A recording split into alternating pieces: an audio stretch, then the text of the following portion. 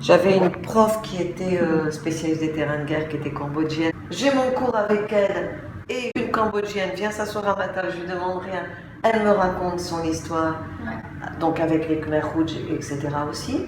Donc moi, dans l'histoire... Tu m'as aussi parlé d'une coiffeuse cambodgienne. Une coiffeuse cambodgienne qui m'a raconté, et déjà il y a très longtemps à Noisiel, le restaurateur m'avait aussi raconté ce qu'il avait vécu avec les Khmers rouges, etc. Quand elle m'a dit, on voyait des cadavres sur les rivières au Cambodge.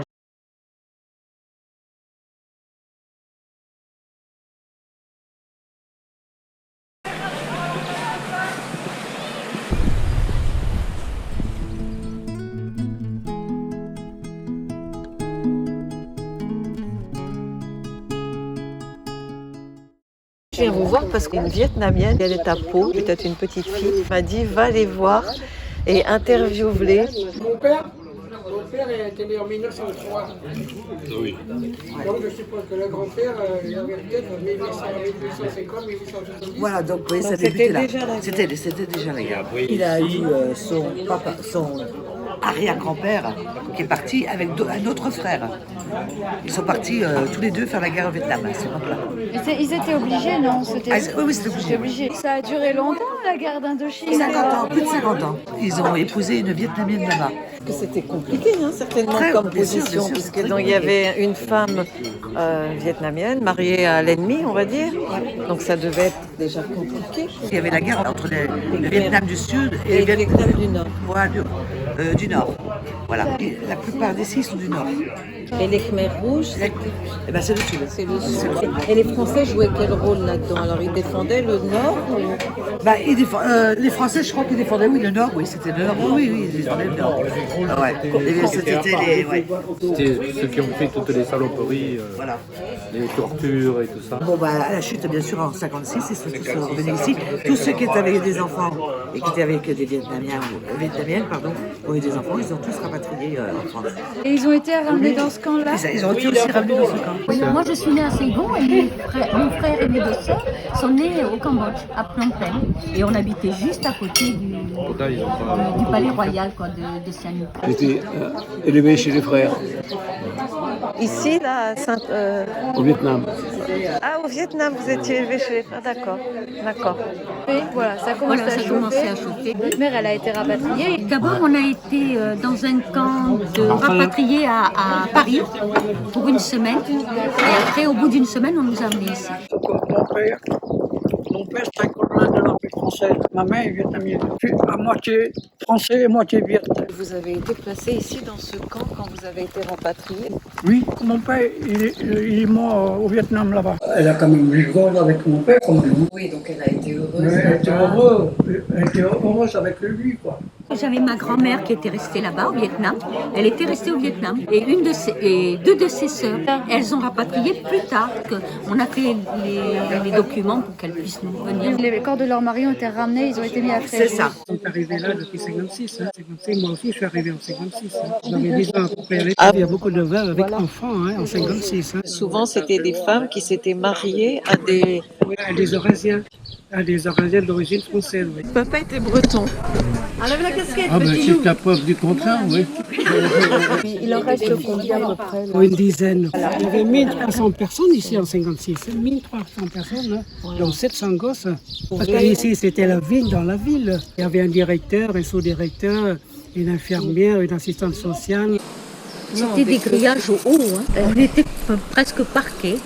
Ah oui, c'était clôturé tout autour. On sortait quand même. Ouais, mais bon, on était quand même géré par des militaires. En étant enfant, quand on allait à l'école, on disait à nos copains et copines, si tu veux rentrer au camp, il faut que tu montres ta carte d'identité, sinon on ne te laisse pas rentrer. Et ils n'avaient pas de la famille ici en France quelque part? Même s'il y avait, non, c'était coupé du monde. Ah ouais, ouais. Ça, c'est du temps où il y avait votre maman. Voilà. À l'époque, il y a les HLM comme ça.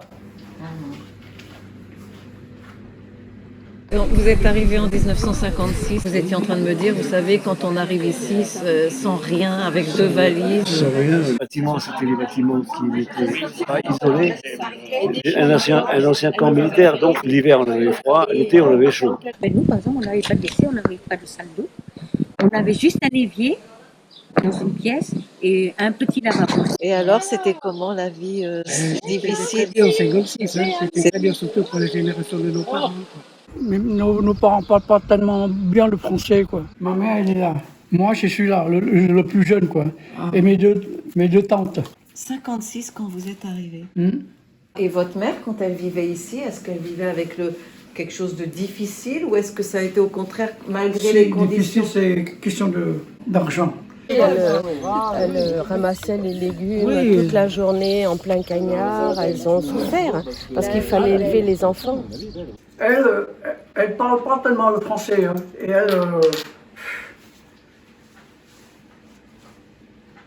disons qu'elle pleurait, mais qu'est-ce que je pouvais faire? Elle pleurait beaucoup. Ouais, elle pleurait beaucoup. En silence ou elle Avec vous racontait? ses 8 gosses, quoi. Ouais. Mais vos parents, ça a dû être plus dur Pour ma maman, oui, parce que ma maman, elle était toute seule avec 4 ans. Oui, mon papa, il est mort à l'âge de 30 ans, là-bas au Cambodge, et ma maman, elle avait 36 ans, donc on était ressortissants français. Ça commençait. Elle était toute seule là-bas. Ma mère était très malheureuse, elle avait froid l'hiver ici, faire les lessives à la main, tout ça. Elle a beaucoup souffert. Mais c'était dur quand même. Avec 4 enfants, toute seule. C'était dur. Même toi, parce que tu étais la chef de famille. Ben oui, toute seule, j'étais obligée de m'occuper. Elle était obligée d'aller travailler dans les usines et tout, et c'est moi qui faisais à manger. Je venais les chercher avec des bus pour aller travailler. Pas de main-d'œuvre. C'était une usine de chaussures. Tous les boulots que les Français ne voulaient pas faire, on le faisait. Là, sur le plan sentimental, moral et physique aussi, parce qu'on avait froid, on souffrait de froid, on allait travailler l'été en plein soleil, on avait chaud, et l'hiver on avait froid. On faisait la queue pour aller chercher du charbon pour se chauffer dans les poêles de charbon.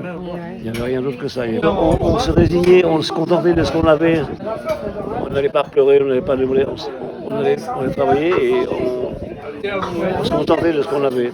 Et comme on est arrivé ici, c'est très très très dur pour nous. Hein. Il y a des paysans qui sont venus nous demander de l'aider, de ramasser des haricots verts, des petits pois, des ci, de cela, pour l'été, quoi. Voilà, aux alentours. Oui.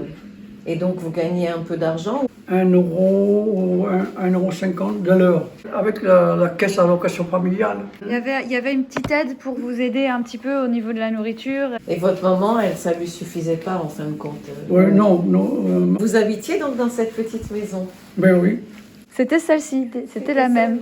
Bon, mais elle avait 8 gosses. 8 enfants. Donc votre mère, elle est arrivée avec ses 8 enfants ici. Ben oui.